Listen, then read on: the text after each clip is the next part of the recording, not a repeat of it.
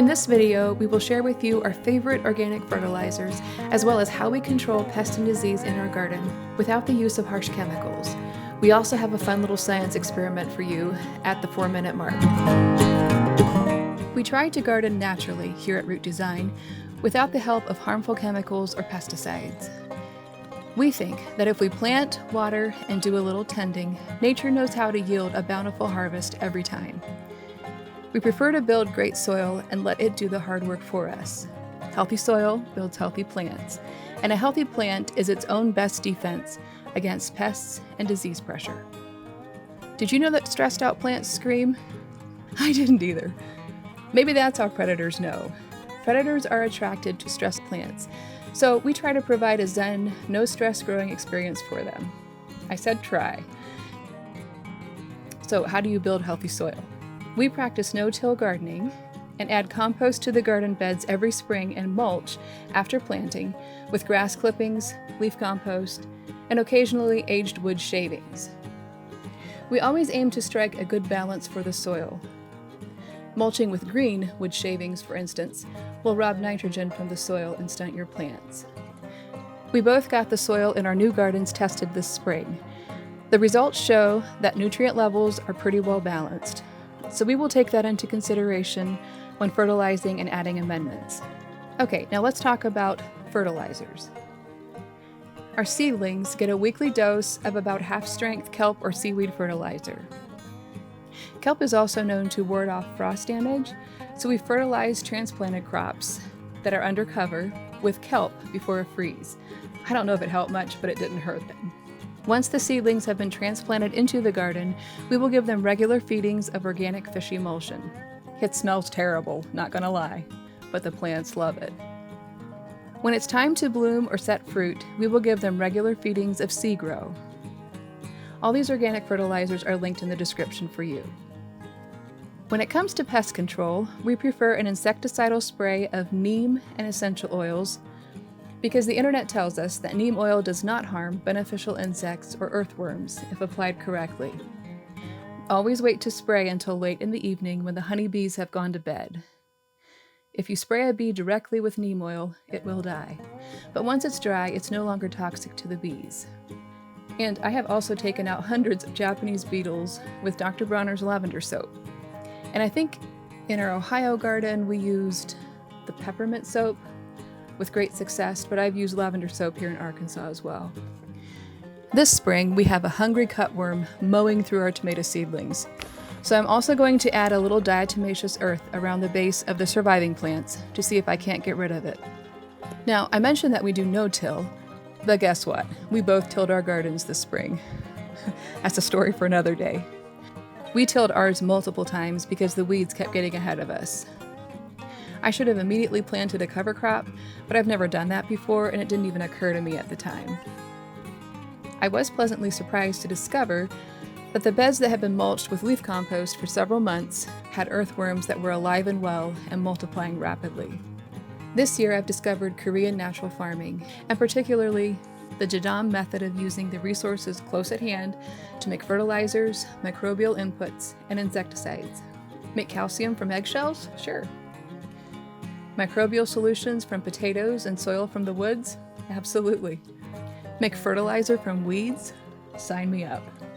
It's a very cheap way to amend your soil and support the plants growing in your garden. A couple of weeks ago, I indulged my inner chemist and made calcium for the garden with eggshells and vinegar, using the JADAM method for WCA, which is water-soluble calcium, I think. We are going to remove the inner membrane from the eggshells before toasting them in a cast iron skillet. Doing these two things makes it easier for the vinegar we will add to extract the calcium from the shells. I used about 1 cup of crushed eggshells to 2 quarts of vinegar, but I've heard that a 1-to-10 ratio works well.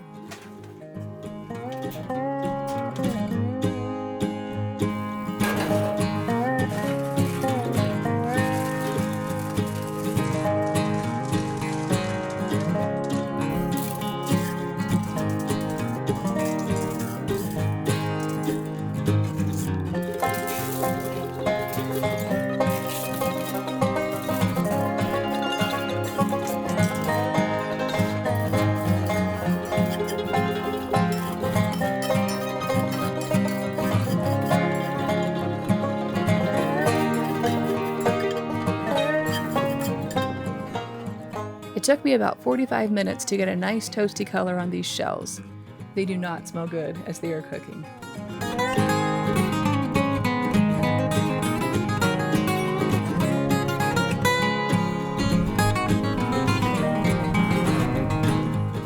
Once the shells are toasted and cooled, add them to a large container and add your vinegar. There can sometimes be a strong reaction as the vinegar is added, so go slowly at first.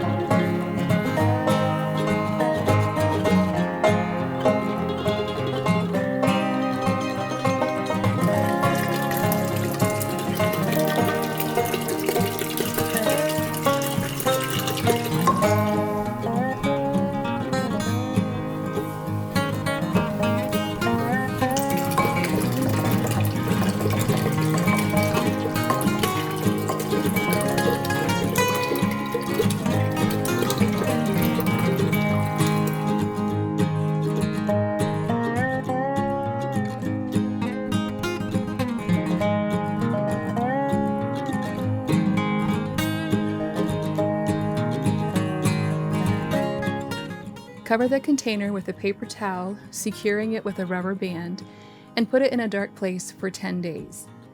You can use it after about a week, but I let mine go longer than that. Once it's finished, you will want to strain it well, especially if you will be using a sprayer to apply it. I strained mine first through a sieve, and then a second time through a paper towel. Calcium is a very important nutrient that regulates plant growth and development. It is more readily available in soils with a higher pH level, so since we have a slightly alkaline soil, which is a higher pH, I don't want to overdo it with the calcium. Too much of a good thing is a bad thing in this case. I will add it to several weekly feeds this spring, and then apply it as a foliar spray several more times when the plants are getting ready to bloom or set fruit. This jug of WCA, or calcium extract, should last me the whole year. You're supposed to only use it at a dilution of 1 to 1,000, so for a 2-gallon sprayer, that's about, I think, 1.5 tablespoons. Calcium will help a plant produce larger, better quality veggies and fruits. We've really only scratched the surface of natural farming. There's a whole world of experimentation waiting to dive into. In the future, I want to make JMS, which is JADAM microbial solution, and we want to experiment with cover crops as a way to build the soil, and also try beneficial insects as pest control. Now it's your turn. We'd love to hear what you will be trying this year.